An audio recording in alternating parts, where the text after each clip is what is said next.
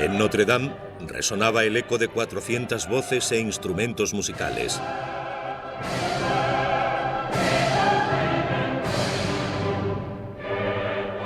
Napoleón Bonaparte estaba a punto de ser coronado emperador de Francia. Si tengo alguna ambición, decía, es tan innata, está tan íntimamente relacionada con mi existencia, que es como la sangre que circula por mis venas.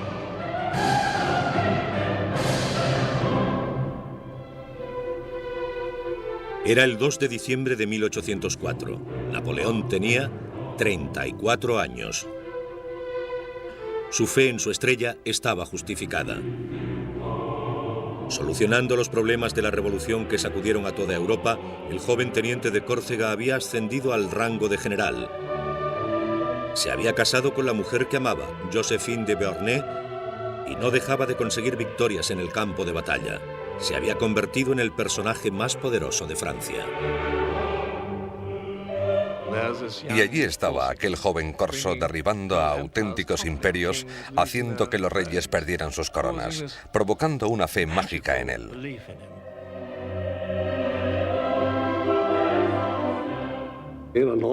Tenía una gran presencia, una intensidad arrolladora, como una bomba a punto de estallar cuando entraba en una habitación.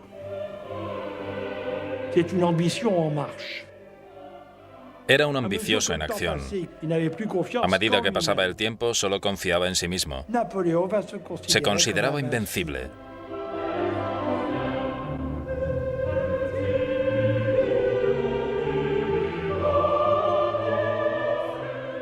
Napoleón subió solo los escalones hasta el altar.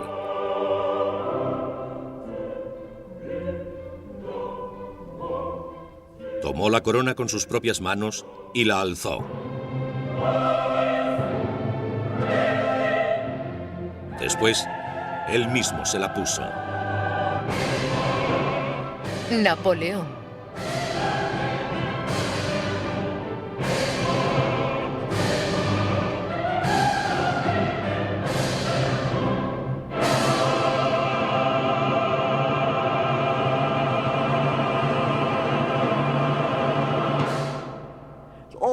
Es casi increíble. Un pequeño corso bueno en matemáticas, pero en nada más. Su padre era un abogado inteligente, que se convirtió en emperador de Francia. Sacó lo mejor de él. Es una historia maravillosa. Capítulo 3. La cumbre de la grandeza. A comienzos de 1805, Napoleón planeaba cruzar el Canal de la Mancha e invadir Gran Bretaña con 2.000 barcos y 200.000 soldados. Franceses e ingleses estaban en guerra una vez más. Enemigos irreconciliables luchando por el dominio del continente europeo. Creo que Napoleón se dio cuenta de que si cruzaba el canal tenía muchas posibilidades. Probablemente estuvo en lo cierto. Los ingleses no tenían ejército. Era un ejército patético y Napoleón parecía invencible. Como él mismo dijo, si soy el amo del canal durante 6 horas, seré el amo del mundo. Te llevaré a Londres, le dijo a su emperatriz Josefina.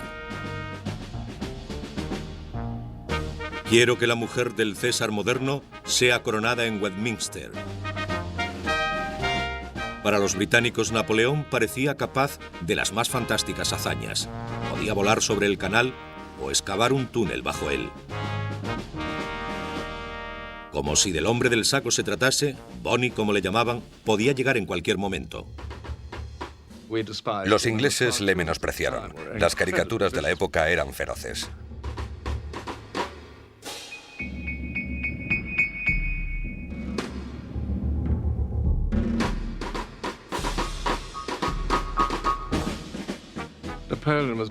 Napoleón era retratado como un pequeño corso advenedizo y Josefina como una fulana. Era un enano enfrentándose al gran poder del sistema británico. Por otra parte, las madres le decían a los niños por la noche: si no rezas tus oraciones, Bona vendrá a por ti. Los colegiales ingleses estaban aterrorizados por una nana popular. Niño, niño, niño travieso, calla, no digas una palabra. Calla, no digas nada, o Bonaparte vendrá y te llevará. Niño, niño, él te oye cuando pasa por la casa. Y miembro a miembro te los arrancará, como se matan el gato y el ratón.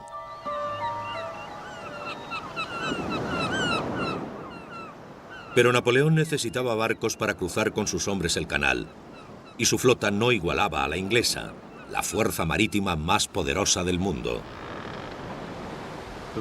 La Marina Real siempre estaba allí y Napoleón decía desesperado: vaya donde vaya, siempre me encuentro con la Marina Real. En agosto de 1805 se dio cuenta de que no podía invadir Inglaterra todavía.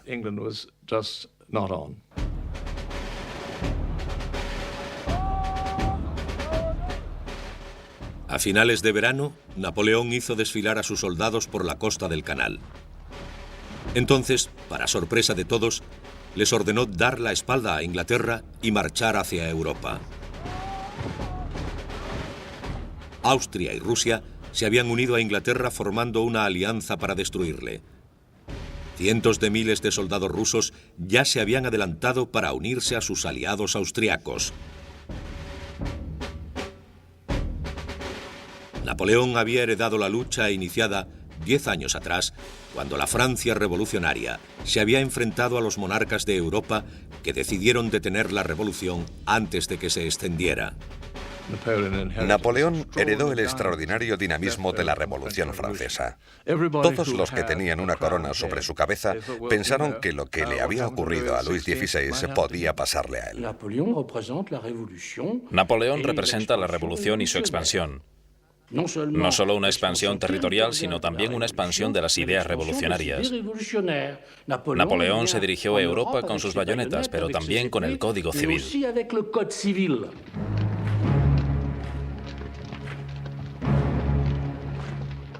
Cansados después de tantos meses de espera, sus soldados estaban ansiosos por luchar. Eran muy disciplinados, endurecidos veteranos de las guerras en Italia y en las tierras del Rin. Napoleón les llamó el Gran Ejército. Tenía un puñado de hombres duros, entrenados y fuertes que se conocían. Había generales y civiles. Él solo tenía que arengarles. Eran los hombres más temidos del continente. Podían empezar a desfilar antes del amanecer y tras un breve descanso continuar hasta la caída del sol. El emperador ha descubierto un nuevo modo de dirigir la batalla, dijo un soldado. Hace uso de nuestras piernas en vez de usar nuestras bayonetas. Imagínense tener que transportar entre 20 y 40 kilos de raciones, mosquetes y cartuchos. La mayoría de los soldados eran granjeros crecidos en la miseria y acostumbrados a andar todo el día. Estos hombres solían marchar 45 kilómetros al día. Marchaban durante horas, paraban y volvían a caminar durante 3 o 4 horas más hasta que paraban de nuevo. Comían mientras andaban.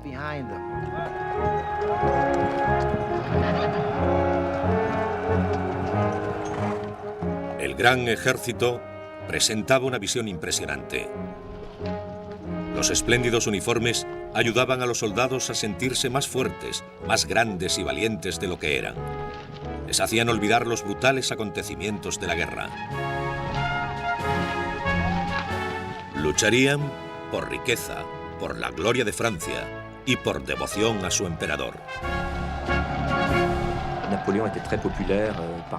Napoleón era muy popular entre sus soldados. Desarrolló una especie de culto al emperador.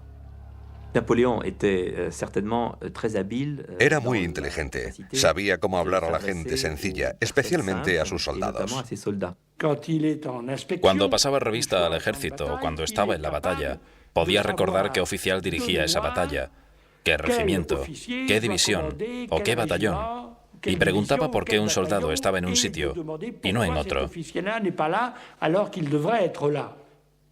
Una vez preguntó, ¿quién es el hombre más valiente de esta unidad?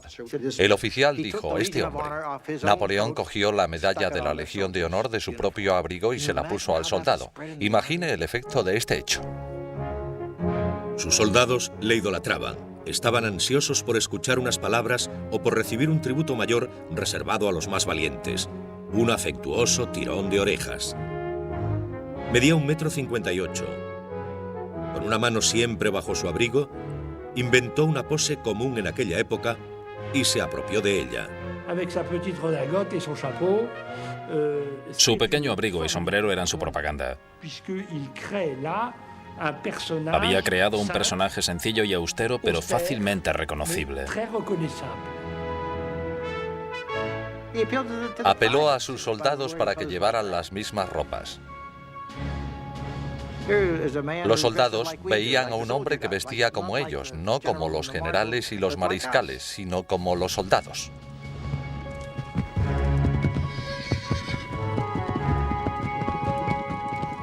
Napoleón guiaba a sus hombres con mano dura, pero él seguía el mismo ritmo. Podía montar a caballo durante 10 horas seguidas. A menudo comía montado en el caballo. Dormía en una pequeña tienda de campaña o bajo las estrellas, tumbándose en su saco de dormir a las 8 y levantándose tan solo unas horas después para pasar el resto de la noche estudiando informes y planeando estrategias.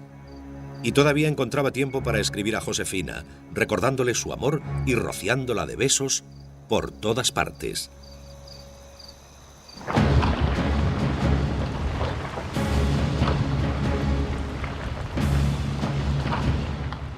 El verano dejó paso al otoño. Los soldados de Napoleón se adentraban cada vez más en Europa.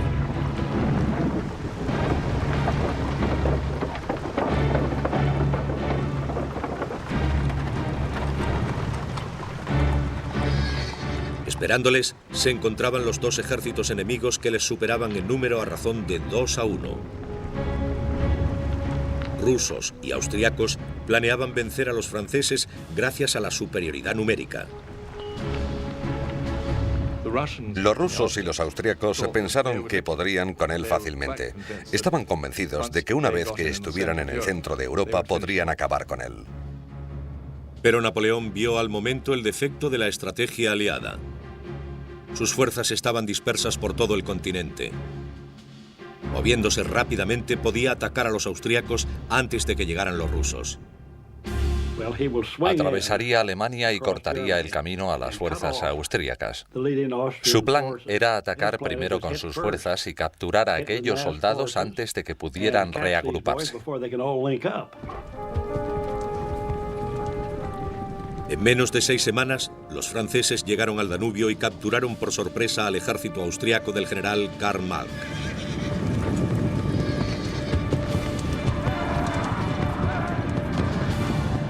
Mientras su enemigo dudaba, Napoleón hacía el ataque decisivo.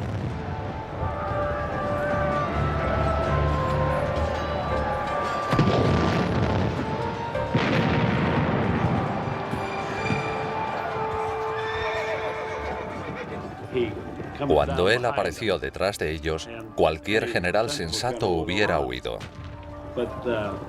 Pero el general austríaco Mack decidió luchar y mantuvo su posición, por lo que Napoleón le rodeó con su ejército y le aisló, obligándole a rendirse en cuestión de días.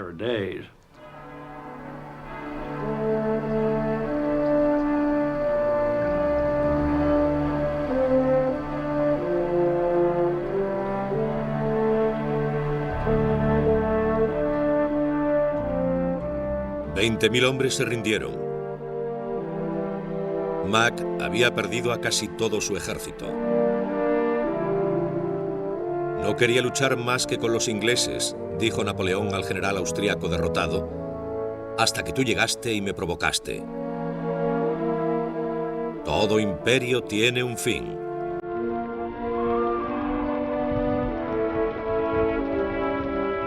Ahora nada se interponía entre Napoleón y Viena. Creo que me he exigido demasiado, mi querida Josefina. 8 días bajo la lluvia con los pies fríos me han servido de poco. Pero tengo que cumplir mi objetivo. He destruido al ejército austriaco.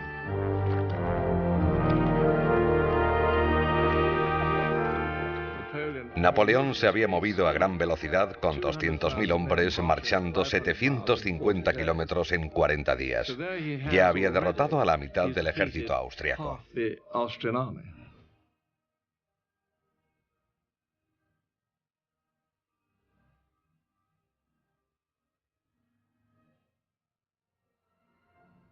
El 14 de noviembre, Napoleón llevó a sus soldados a Viena, capital del Imperio austriaco. El emperador Francisco I había huido, dejando sus palacios y jardines al enemigo. Mientras Napoleón marchaba triunfante por las tortuosas calles, se retrataba como el representante de la Revolución Francesa, un símbolo de la libertad y la Ilustración. Pero muchos de los que antes le habían venerado ahora habían cambiado de opinión, incluyendo a Ludwig Beethoven. Cuando Napoleón decidió coronarse emperador, Beethoven le denunció por vulgar, una persona que se había rebajado al nivel de un rey ordinario. Beethoven había dedicado su tercera sinfonía al primer cónsul Bonaparte. Ahora había borrado su nombre con furia. El emperador Napoleón dijo: no es nada más que un simple mortal. Pisoteará los derechos humanos y se convertirá en un tirano. 2 meses antes, Napoleón había acampado cerca del Canal Inglés. Ahora los vieneses le entregaban las llaves de la ciudad.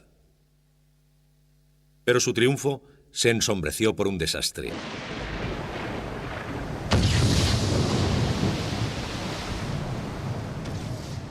El 21 de octubre, el almirante inglés Horatio Nelson había capturado a la flota francesa en Trafalgar, destruyéndola casi por completo, aunque le costó su propia vida. Gran Bretaña había perdido a su mejor marino, pero los franceses nunca más se atreverían a retar al poder de la marina inglesa. Napoleón nunca más tendría una flota con la que contar, y ahora, en diciembre de 1805, el gran ejército estaba en peligro. Aunque Napoleón había vencido al ejército austriaco y ahuyentado al emperador de Viena, su conquista amenazaba con deshacerse. Era invierno, diciembre, hacía frío. Estaba rodeado de una población hostil. Los rusos estaban llegando para ayudar a los austríacos. Sus tropas estaban diezmadas. Estaba a miles de kilómetros de París. Toda Europa se había convertido en una trampa mortal. Se encontraba en el centro del continente. Prusia amenazaba ahora con declarar la guerra. El 22 de noviembre, el ejército austriaco y el ruso se unieron en la lucha. 90.000 aliados contra 75.000 franceses. Un hombre sensato se habría detenido y quizá hubiera hecho un trato con los rusos y los austriacos. Tenía 2 opciones, echarse atrás o continuar. Pero él pensó, una batalla más. Cuando terminaba noviembre, Napoleón vagaba por el campo estudiando las batallas de Federico el Grande, mirando todos los mapas. Entonces localizó un punto no lejos del pequeño pueblo de Austerlitz. Era un terreno montañoso, rodeado de bosques, estanques pantanosos y pequeñas ciudades. Allí establecería su base. Mirando por encima, el emperador le dijo a sus soldados: «Señores, examinen este campo con cuidado. Va a convertirse en un campo de batalla. Tendrán que tomar parte».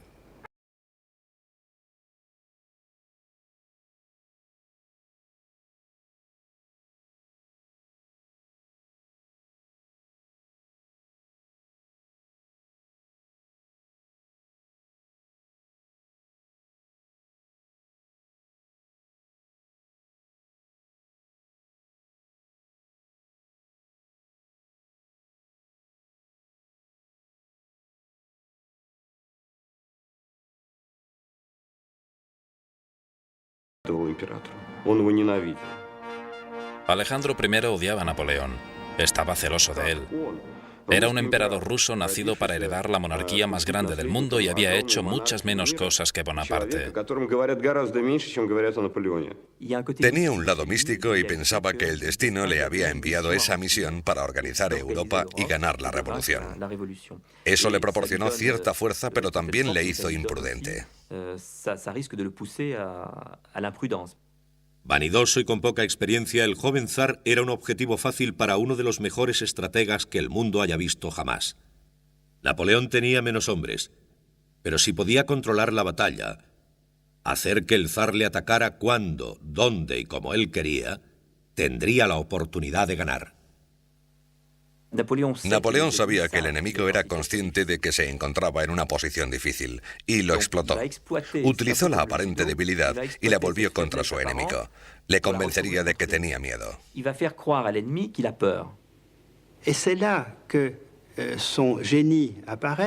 Así es como demostraba su ingenio. Haría pensar al enemigo que era más débil de lo que realmente era para que éste atacase primero.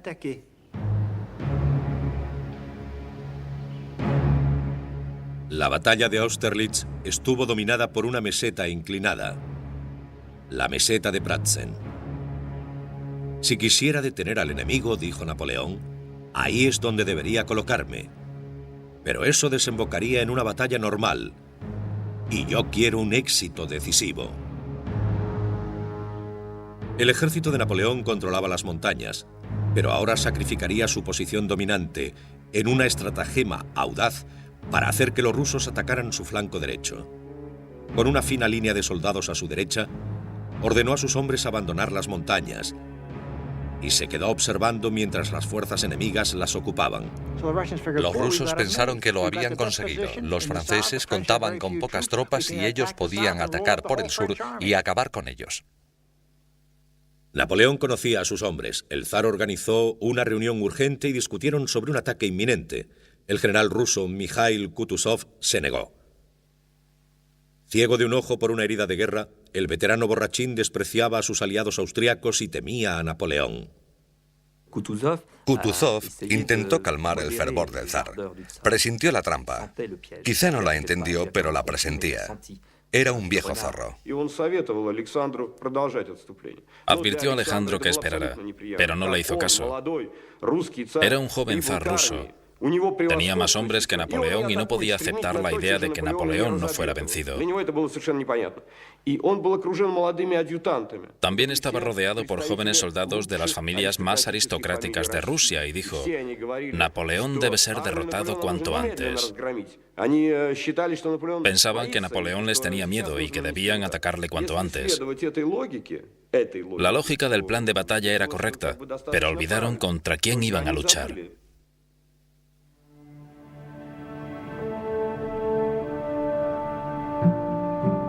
La noche antes de la batalla, Napoleón cenó uno de sus platos de campaña favoritos, patatas fritas con cebolla.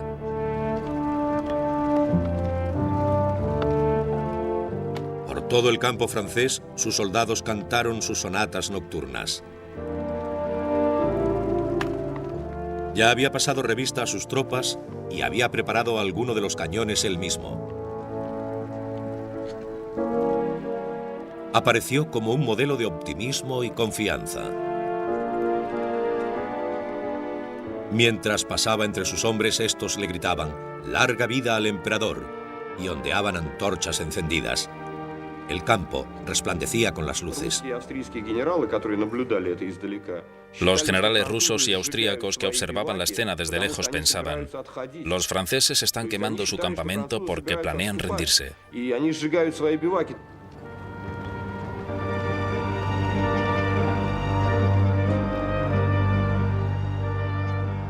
Era el 2 de diciembre de 1805, el primer aniversario de su coronación.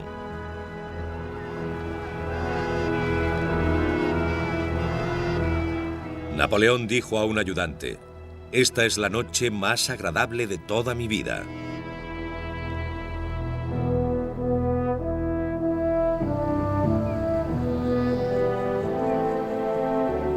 El amanecer llegó con una niebla impenetrable.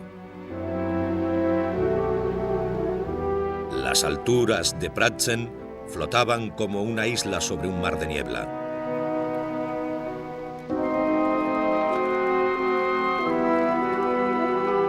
Los soldados de Napoleón se despertaron temprano y, temblando de hambre y cansancio, se prepararon para una lucha que él sabía que sería la última.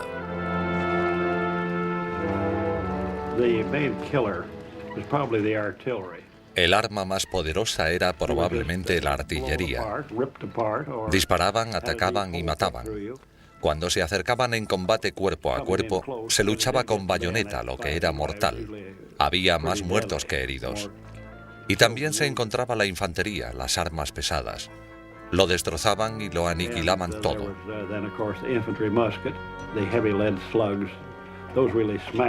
Los modernos rifles de balas hacían un agujero limpio, pero este batallón desgarraba cuerpos y los dejaba con los huesos fuera.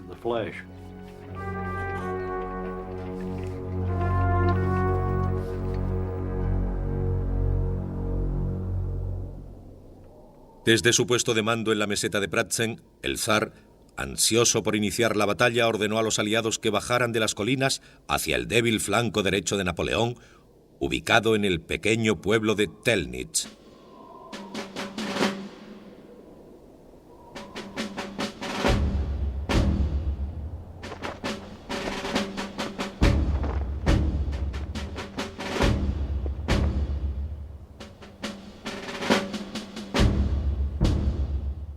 Napoleón se sorprendió cuando vio que 2 divisiones de soldados se habían sumado desde Viena.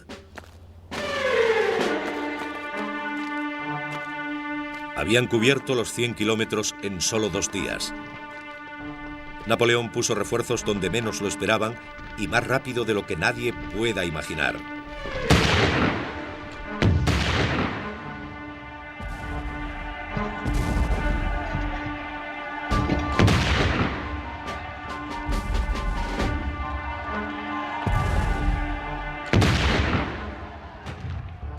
Sus tropas, cansadas tras la larga marcha desde Viena, lucharon por continuar. Por ahora, dijo Napoleón, el enemigo está actuando como pensaba, dirigiendo las maniobras según sus órdenes. Napoleón había querido que el enemigo atacara su débil flanco derecho. Ahora tenía suficientes tropas para defenderlo y más que suficientes para su plan, un ataque a la meseta Pratzen que fue abandonada con poca defensa. Napoleón observaba desde su puesto de mando la batalla, esperando liberar su trampa. Escondido entre la niebla, al fondo del valle debajo de la meseta, había 2 divisiones francesas, 17.000 hombres.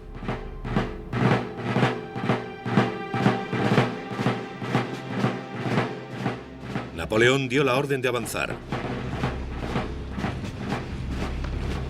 Un ataque rápido, dijo, y la guerra habrá terminado.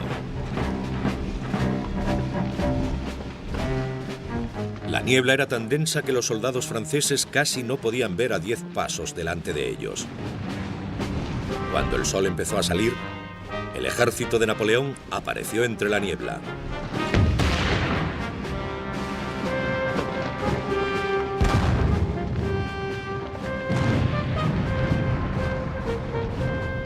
En lo alto de la meseta de Pratzen, el zar observaba la materialización de los franceses en el valle. «Han salido del cielo», le dijo a un ayudante. «Su Majestad», le replicó un ayudante, «debería decir que han salido del infierno».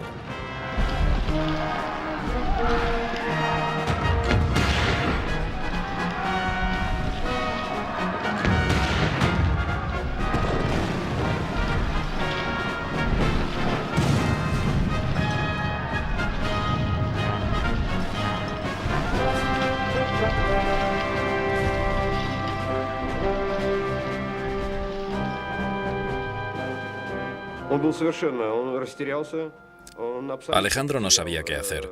Estaba absolutamente perdido. Desde ese momento perdió completamente el control sobre su ejército. Después del pánico en la meseta, ya no volvió a participar en la batalla.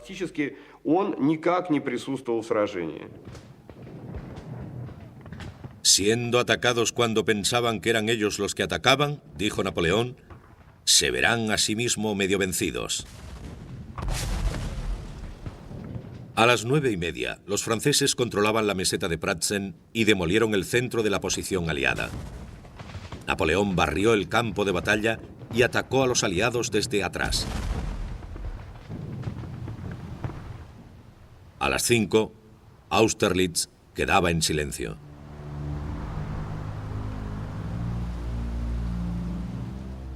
$9.000 franceses murieron o resultaron heridos, junto con 16.000 rusos y austriacos.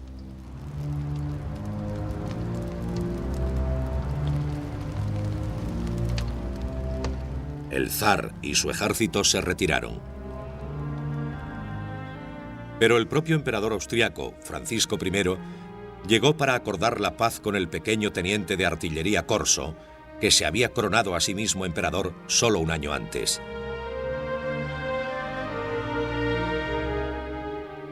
Hoy se ha librado una batalla, escribió Francisco a su mujer, de la que no hemos salido bien librados.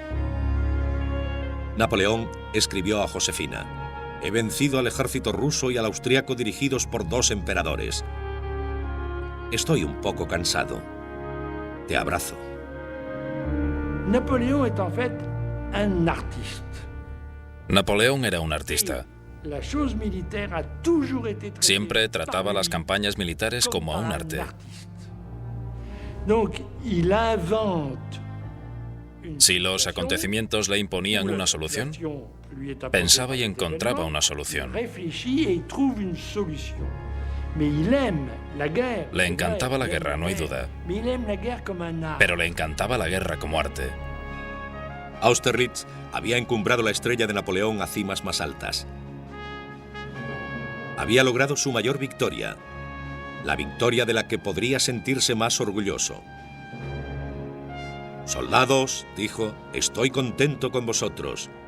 Habéis decorado vuestras águilas con una gloria inmortal. Seréis recompensados con alegría y para vosotros será suficiente con decir: estuve en la batalla de Austerlitz, para que la gente responda: ahí va un valiente.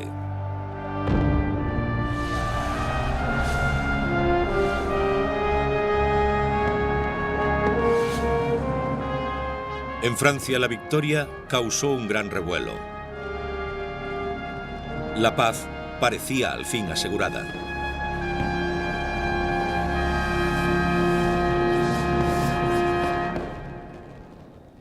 Pero 6 meses después, Napoleón seguía en Europa, preparándose de nuevo para la guerra.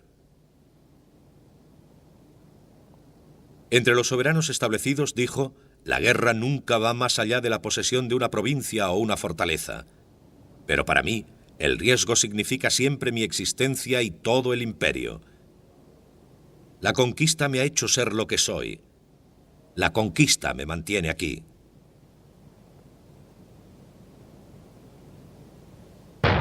Alarmados por el creciente poder de Francia, los prusianos le retaron. Napoleón hizo un rápido trabajo con ellos. La idea de que Prusia pueda tomar el campo de batalla contra mí, dijo, me parece tan ridícula que no merece discusión.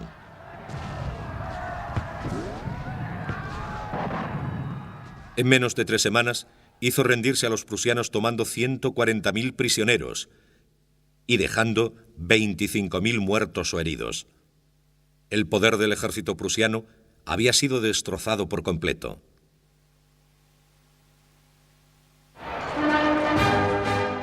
Napoleón marchó triunfante por Berlín al compás de la Marsellesa, invocando la revolución, la igualdad y la abolición de los privilegios.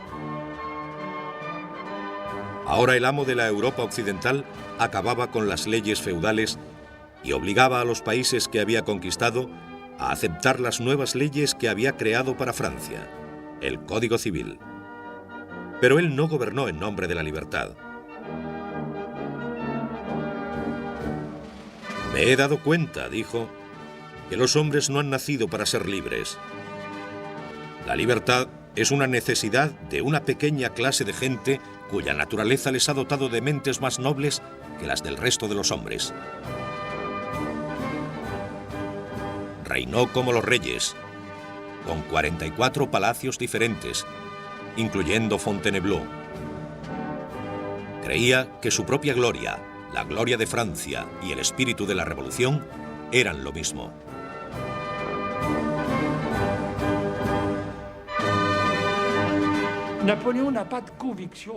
Napoleón no tenía unas profundas convicciones políticas. Amaba el orden, amaba la autoridad, amaba las organizaciones bien dispuestas.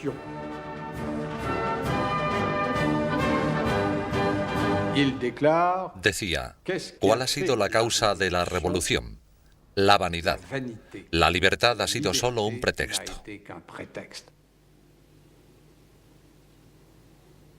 Tenía 37 años. Su genio como general había transformado a Francia en imperio de muchas naciones. Ahora podía emplear toda su energía en dedicarse a gobernarlas. Mantenía sus ojos bien abiertos. Disolvió el gueto judío en Roma, ordenó la ejecución de un librero en Nuremberg por haber impreso un panfleto hostil y se inventó un currículum para el colegio de una niña. Dijo que el trabajo estaba hecho y que estaba cansado. También dijo, no hay límites en cuanto al trabajo que puedo realizar. La jornada de Napoleón duraba 24 horas. No necesitaba dormir mucho. Tenía la facultad de dormir durante pequeños intervalos de tiempo.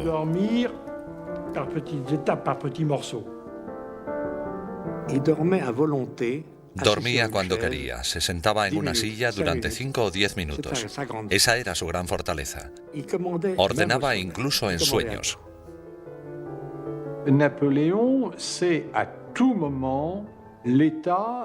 Napoleón siempre conocía el estado de sus finanzas, el estado de su administración y de su ejército. No se le escapaba nada y prácticamente nunca delegaba en nadie.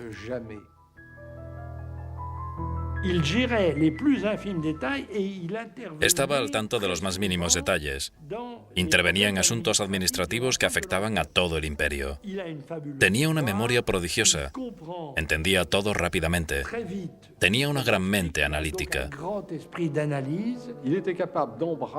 Podía pensar en varios problemas a la vez y dictar varias cartas a sus secretarios. Lo hacía tan rápido que sus secretarios a veces no daban abasto. Podía dictar 125 cartas, planear la organización del gobierno y la artillería, el número de botones de un abrigo y conferencias en un día. Los momentos de relax de Napoleón eran muy breves. Le gustaban los baños calientes y ordenaba a su ayuda de cámara que le rociara con agua de Colonia. A Napoleón le gustaba mucho el agua de Colonia. Se lavaba cuidadosamente los dientes. En aquella época no había pasta de dientes, pero lo hacía con mucho cuidado. Cuidaba mucho su aspecto personal. Las exquisiteces le aburrían. Prefería el pollo cocido con cualquier tipo de salsa y los macarrones con queso parmesano. La verdad es que no era un sibarita. No se preocupaba de lo que comía y comía muy rápido. Sus cenas duraban 15 o 20 minutos, mientras que el resto de la gente tardaba 2 horas y media. Como miembro de familia corsa, convirtió a sus hermanos y hermanas en miembros de la realeza. Luis se convirtió en rey de Holanda, José en rey de Nápoles y Jerónimo en rey de Westfalia. Necesito a mi familia para estabilizar mi dinastía, decía. Si distribuyera los tronos de acuerdo al mérito, tomaría unas decisiones diferentes. Hizo a su hermana Carolina reina, a Paulina princesa y a Elisa duquesa. A su madre la recompensó con el título de Madame Mère.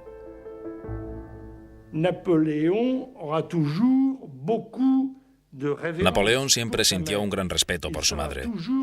Siempre había sido el niño de su madre, incluso cuando se nombró emperador. Ella estaba encantada con su éxito, pero temía que no durara mucho tiempo.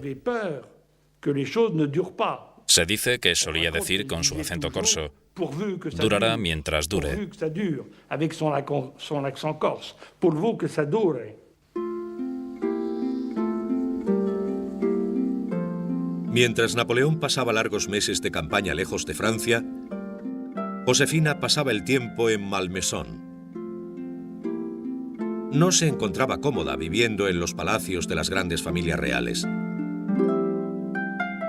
No estoy preparada para tanta grandeza, decía.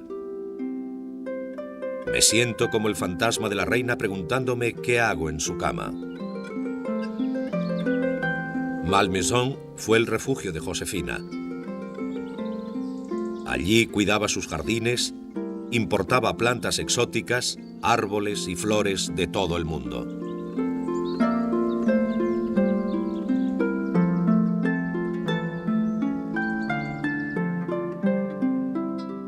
Aunque Napoleón ya no era un joven inexperto, intoxicado por sus exóticos encantos, se seguía sintiendo muy atraído por ella.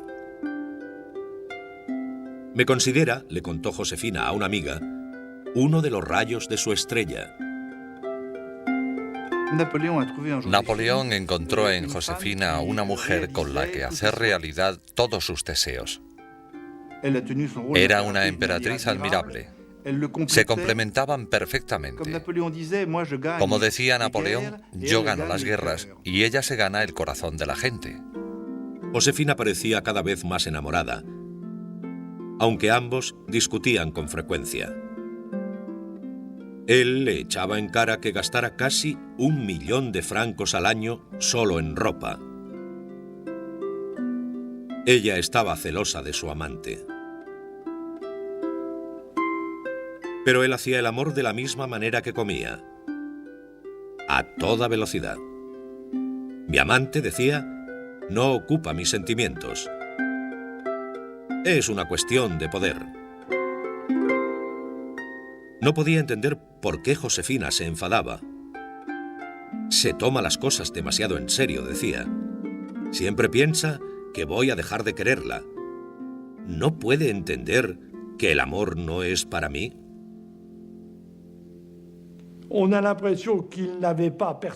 Parece que no tenía demasiadas necesidades sexuales. En cualquier caso, tuvo amantes porque era lo que se hacía en la época. Era normal que los soberanos tuvieran amantes.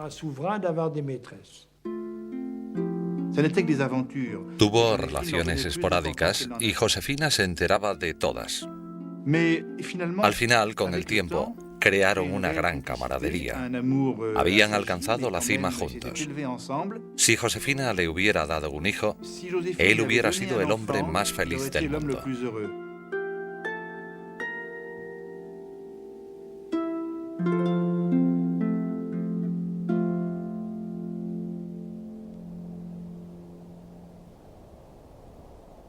Cuando 1806 estaba a punto de terminar, Napoleón seguía en guerra.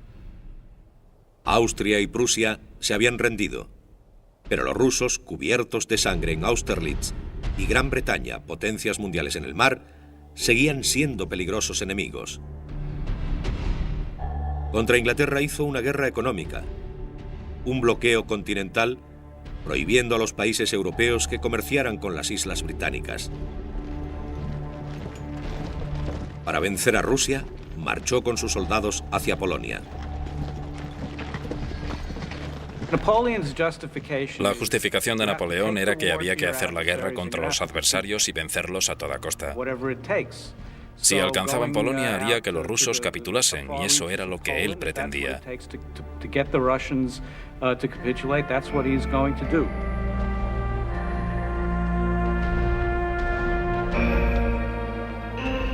Napoleón estaba en Varsovia cuando quedó atónito por las noticias de un ataque sorpresa ruso. Se retiró primero a Eylau, a 230 kilómetros de la frontera rusa. Luego a la vecina Friedland.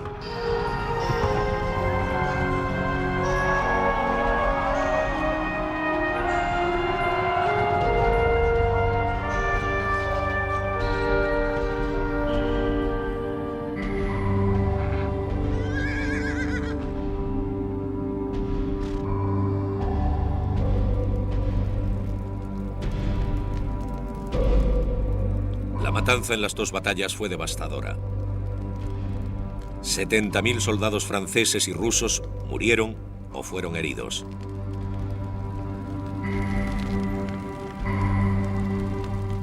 Ya no es un combate, escribió un general ruso al zar. Es una carnicería. El ejército de Napoleón estaba destrozado y diezmado. El ejército del zar estaba destruido. Alejandro dudaba sobre el siguiente paso. Cuando Alejandro I pensaba qué hacer tras la batalla de Friedland, su hermano Constantino dijo: Señor, si consideras la idea de luchar contra los franceses, deberías darle a cada soldado un arma y dejar que se pegara un tiro en la cabeza. El resultado sería el mismo.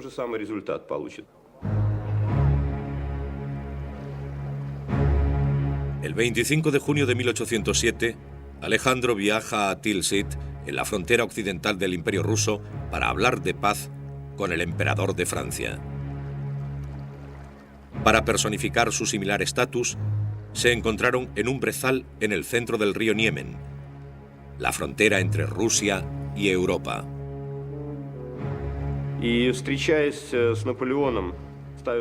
Cuando el zar se encontró con Napoleón, tenía un objetivo en mente: encontrar una solución pacífica que le beneficiara. Y lo primero que le dijo en francés a Napoleón fue: Señor, odio a los ingleses mucho más que usted.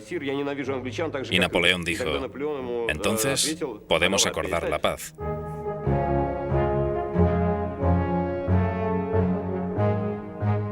Los términos de la paz de Napoleón fueron generosos. No exigió ningún territorio ruso. A cambio, el zar aceptó convertirse en aliado de Francia, unirse al bloqueo continental y negarse a comerciar con Gran Bretaña. Napoleón quería tener a este aliado y estaba preparado para sacrificarse por ello. La alianza entre Rusia y Francia, dos grandes imperios, obligaría a los ingleses a acordar la paz. Finalmente, habría paz en Europa.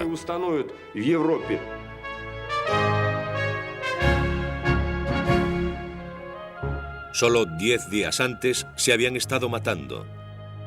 Ahora los dos viejos enemigos actuaban como viejos amigos. El zar y Napoleón pasaron muchas horas juntos, pasando revista a sus respectivos ejércitos, recompensando con medallas a los soldados de ambos bandos. Tras 2 semanas, los dos hombres parecían haber creado un fuerte vínculo entre ellos. Napoleón estaba hechizado con Alejandro, al que describía como especialmente atractivo, como un héroe con todas las gracias de un amable parisino. El zar parecía sentir mucho respeto por Napoleón y por su gran poder. Cuando se despidieron, Napoleón estaba convencido de que había convertido al zar en un amigo y aliado. Intentó seducir a Alejandro, intentó agradarle, le elogió mucho. Napoleón era un gran seductor. Si Alejandro fuera una mujer, escribió a Josefina, le convertiría en mi amante. Ese fue el gran error de Napoleón. Pensó que realmente había caído bien a Alejandro. Lo que Napoleón no entendió fue que éste nunca cumpliría su promesa. Pero para Napoleón, la paz de Tilsit parecía el momento más glorioso para él y para su imperio.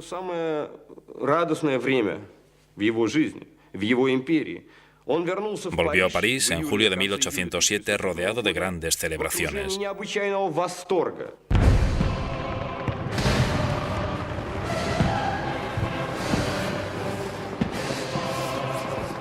Francia se alegró de la firma del tratado entre las dos grandes potencias. Una vez más, la paz en Europa parecía asegurada.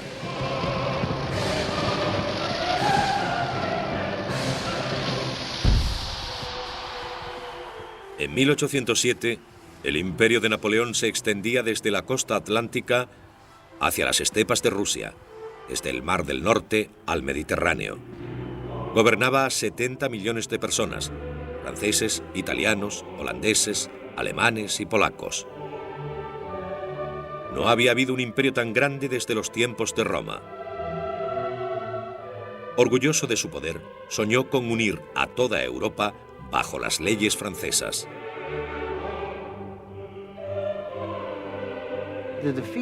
La derrota de Rusia y Prusia fue tan abrumadora que Napoleón estaba asombrado por el éxito. Nunca había imaginado tal hazaña. Empezó a pensar que podía hacer cualquier cosa. Xtorix, suscríbete.